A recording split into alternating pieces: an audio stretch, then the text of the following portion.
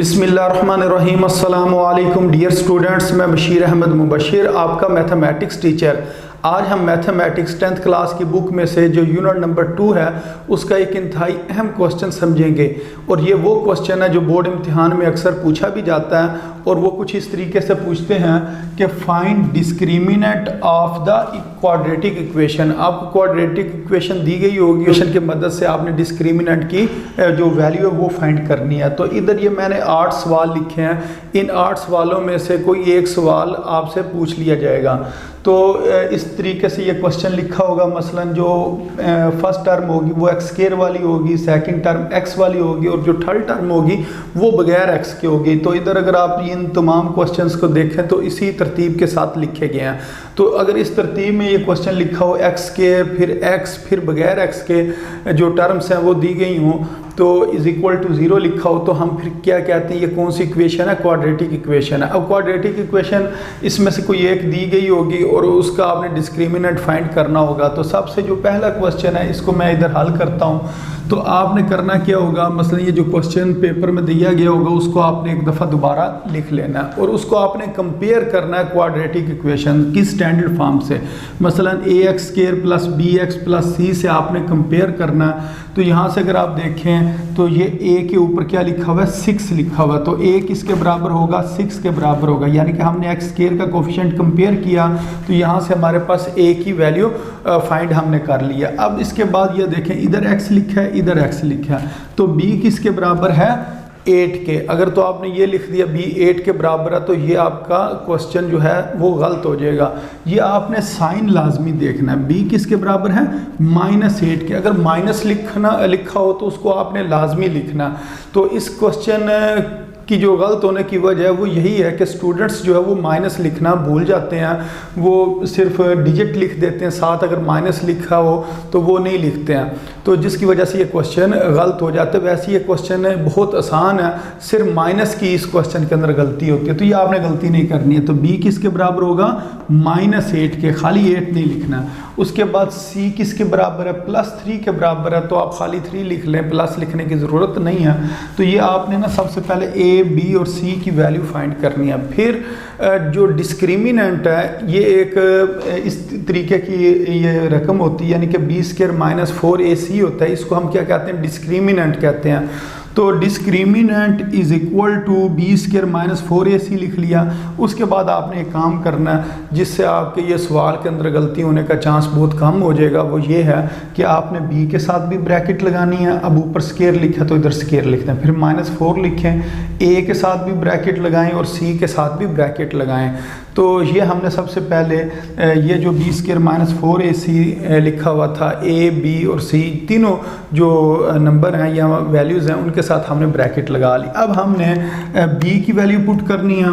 तो b किसके बराबर है जी? b बराबर है -8 के। इधर लिखेंगे -8 और इसके ऊपर क्या लिखा हुआ है? स्क्वायर, तो इधर स्क्वायर लिख देंगे। फिर लिखेंगे -4, फिर लिखेंगे a की वैल्यू कितनी है? 6, तो इस जगह पर हम लिख देंगे 6।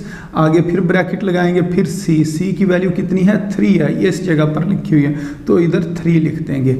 अब ये -8 की पावर अगर 2 लिखा हो तो ब्रैकेट में माइनस हो और पावर कितनी हो? 2 हो, ये तो वो माइनस ख़त्म हो जाता है। उसकी वजह ये होती है कि आप जब -8 को 2 टाइम्स लिखते हो, -8 मल्टीप्लाई -8, तो माइनस और माइनस क्या हो जाते हैं? प्लस हो जाते हैं। ये आपने याद रखना है कि ब्रैकेट के अंदर अगर माइनस लिखा हो और पावर 2 लिखी हो तो वो माइनस ख़त्म हो जाता है। इसी तरह अगर पावर 4 लिखी हो, पावर 6 लिखी हो, पावर 8 लिखी हो, पावर 10 लिखी हो, यानी कि पावर अगर इवन हो और ब्रैकेट में माइनस हो तो वो माइनस ख़त्म हो जाता है। तो इधर तो पावर 2 हम यानी कि -8 की पावर 2 करेंगे तो उसका जवाब कितना आ जाएगा? 64। तो ये नहीं करना कि 8 की पावर 2 16 के बराबर होते हैं, इनको यूँ मल्टीप्लाई नहीं करना होता है। इसका मतलब ये होता है कि -8 को 2 टाइम्स आपने मल्टीप्लाई करना। मसलन इस तरह -8, फिर इस तरह आप लिखें -8, यानी कि -8 को 2 टाइम्स लिखा, फिर माइनस और माइनस प्लस, और 8 मल्टीप्लाई 8 कितना होता है? 64 होता है। तो इस जगह पर कितना आ जाएगा? 64 आ जाएगा।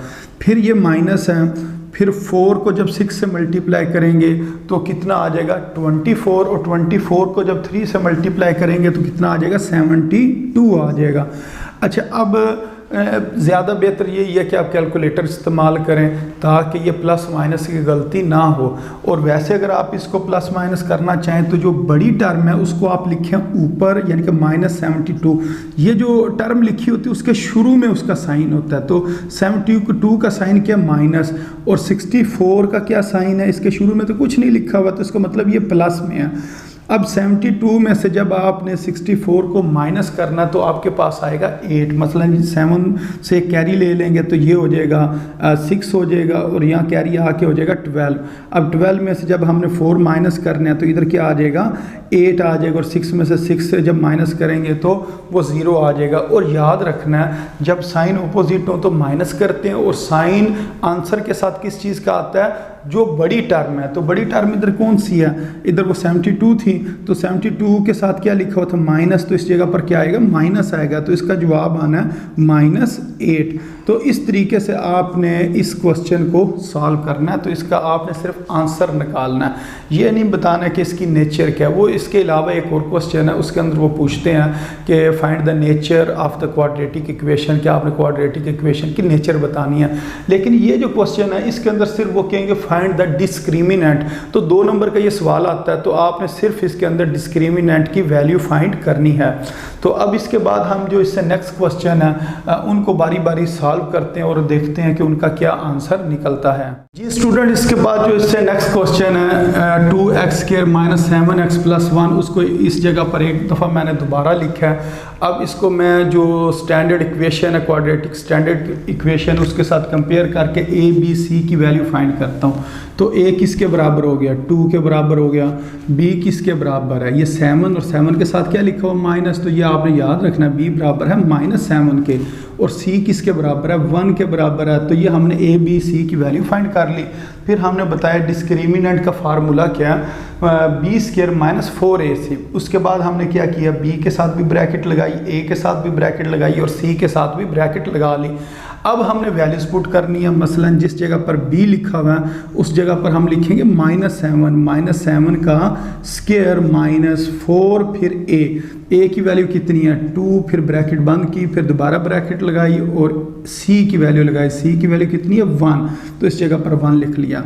अब जिस टाइम ब्रैकेट के अंदर माइनस हो और ऊपर स्क्वायर हो, ब्रैकेट की पावर 2 लिखी हो या स्क्वायर हो, तो ब्रैकेट वाला माइनस ख़त्म हो जाता है। उसकी वजह यही है कि -7 मल्टीप्लाई -7, यानी कि -7 को 2 टाइम्स लिख कर मल्टीप्लाई करना।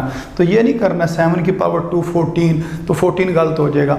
तो 7 की पावर 2 का मतलब है 7 की पावर 2 कितना हो गया, 7 × 7 49, और माइनस की अगर पावर 2 लिखी हो तो वो माइनस ख़त्म हो जाता है, माइनस ब्रैकेट में अगर हो तो ये हमारे पास आ जाएगा 49। उसके बाद 4 2s are 8 और 8 1s are 8, तो इधर क्या आ गया 8। अब 49 में से जब हम 8 को माइनस करेंगे तो हमारे पास कितना आंसर आ जाएगा, 41 आ जाएगा। तो ये जो क्वेश्चन है इसका डिस्क्रिमिनेंट किसके बराबर आ गया, 41 के बराबर आ गया। तो ये इसका आंसर है। जी स्टूडेंट, इसके बाद जो इससे नेक्स्ट क्वेश्चन है जो कि ये लिखा हुआ है 4x² - 7x - 2। अब इसको सॉल्व करते हैं। तो इस क्वेश्चन को एक दफ़ा मैंने इधर लिख लिया, 4x² - 7x - 2 = 0। इसको हमने स्टैंडर्ड क्वाड्रेटिक इक्वेशन जो है उसके साथ कंपेयर किया। तो यहाँ से a किसके बराबर आ गया जी, 4 के बराबर आ गया। उसके बाद b किसके बराबर है, 7, और 7 के साथ क्या लिखा हुआ, माइनस। तो b का हमारे पास जो आंसर आया वो कितना है, -7, या b की जो वैल्यू आई। इसी तरह c किसके बराबर है, 2, और 2 के साथ क्या लिखा हुआ है, माइनस। तो इसका मतलब इधर हमने क्या लिखना है, -2। ये हमने a b और c की वैल्यू फाइंड कर ली। फिर वही फार्मूला डिस्क्रिमिनेंट का b² - 4ac। तो फिर b के साथ ब्रैकेट लगाई, a के साथ ब्रैकेट लगाई, c के साथ ब्रैकेट लगाई। अब वैल्यूज पुट कर देते हैं। b की जगह पर लिखेंगे -7 का स्क्वायर -4, a की जगह पर a की वैल्यू लगाते हैं 4, और c की जगह c की वैल्यू लगा देते हैं, वो कितनी, -2। अब -7 का जो स्क्वायर, अभी पिछले क्वेश्चन में भी हमने ये चीज़ समझी है कि -7 का स्क्वायर बराबर होता है 49 के।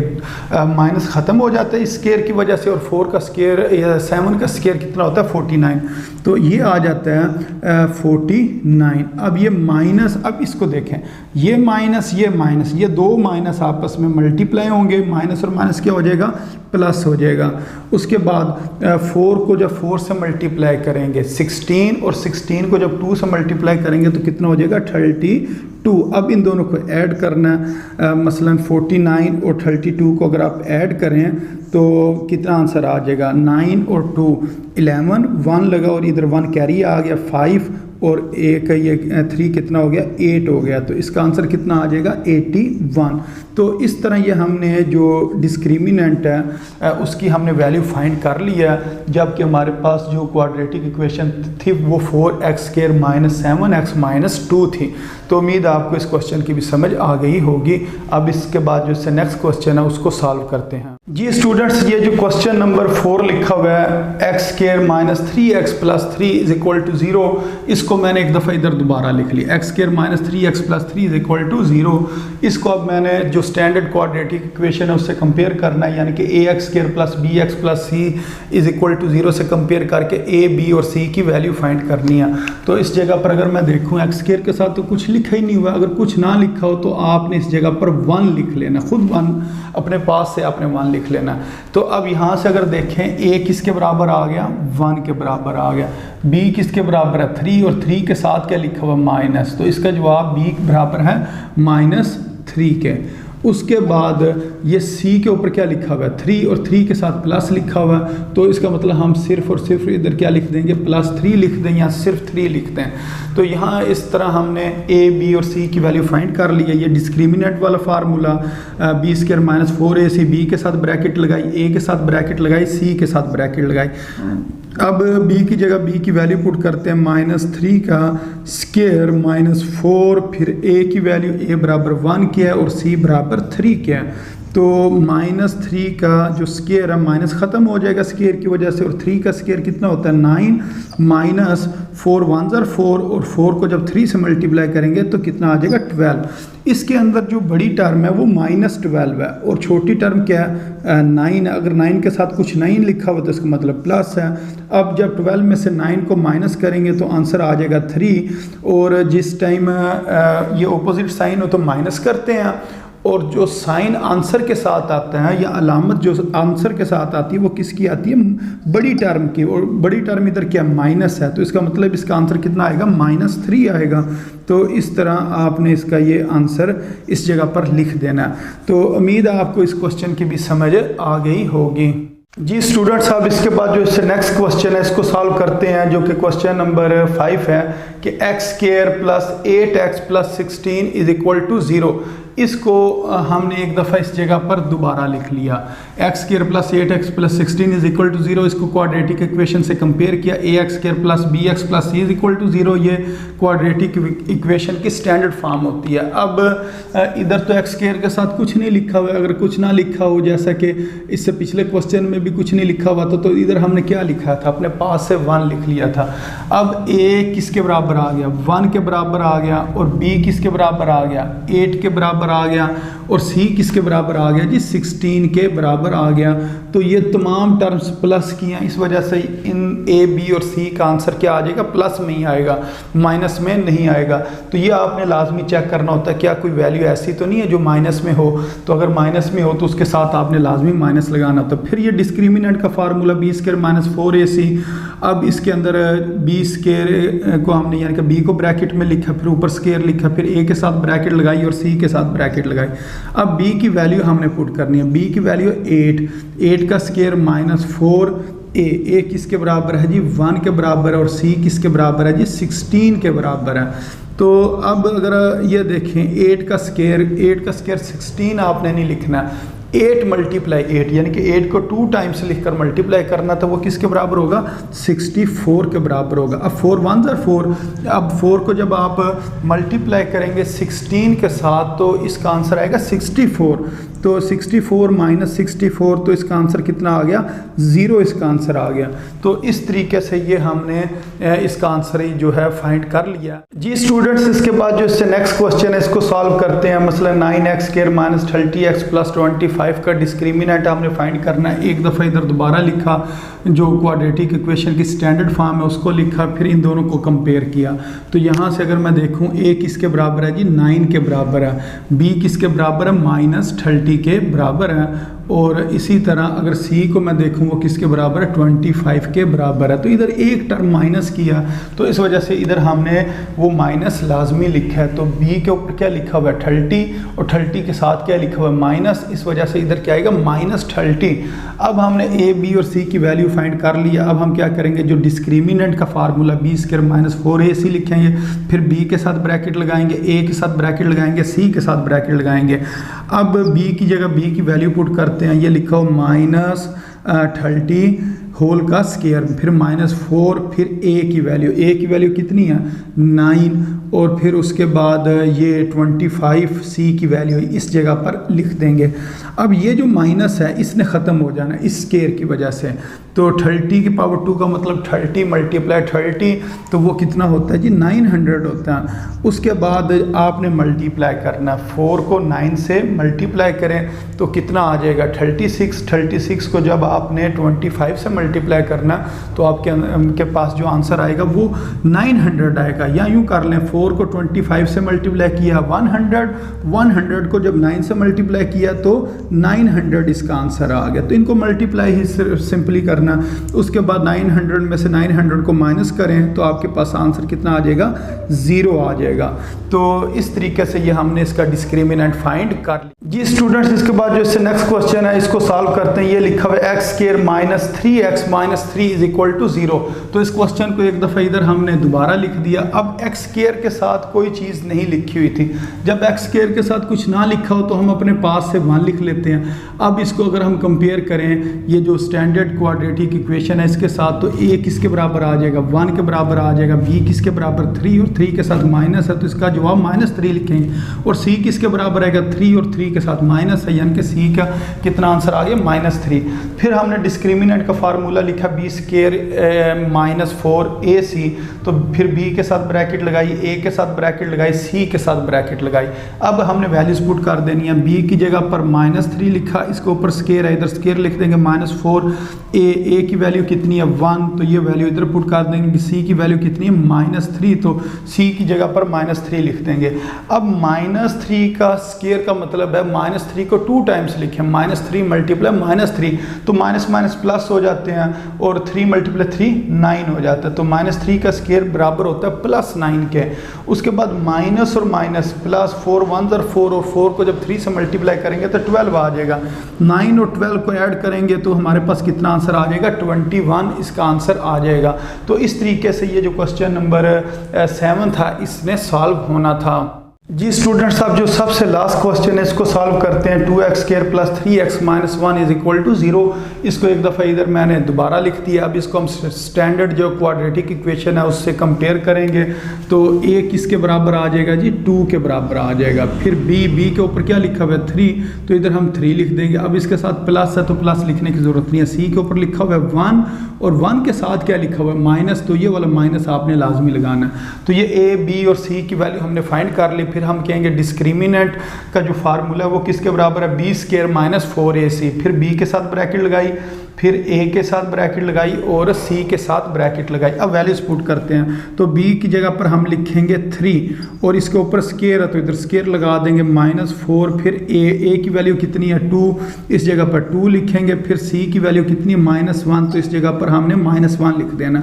तो 3 की पावर 2 किसके बराबर होता है? 3 को 2 से नहीं मल्टीप्लाई करना, 6 नहीं कहना, आपने कहना 3 मल्टीप्लाई 2, यानी कि 3 की पावर 2 वो बराबर होता है 9 के, यानी कि 3 को 2 टाइम्स लिखना। 3 मल्टीप्लाई 3, तो उसका आंसर कितना आ जाता है? 9 आ जाता है। फिर माइनस और माइनस प्लस, और जिस टाइम इस 4 को 2 से मल्टीप्लाई करेंगे 8, और 8 1s are 8, तो 9 + 8 करें तो हमारे पास कितना आ जाता है, 17 आ जाता है। तो ये जो 17 है ये इसका डिस्क्रिमिनेंट है इस क्वाड्रेटिक इक्वेशन का 2x² + 3x - 1 का। तो इस तरीके से ये डिस्क्रिमिनेंट वाला क्वेश्चन है, ये कोई एक क्वेश्चन पेपर में वो पूछ ही लेते हैं, तो ये 2 नंबर का क्वेश्चन होगा। तो ये बहुत आसान क्वेश्चन है, तो इसकी आपने अच्छे तरीके से 1-2 बार प्रैक्टिस करनी है, तो इस क्वेश्चंस की आपको समझ आ जाएगी। तो अपनी दुआओं में आप याद रखें। अस्सलामु अलैकुम वरहमतुल्लाहि वबरकातुहू।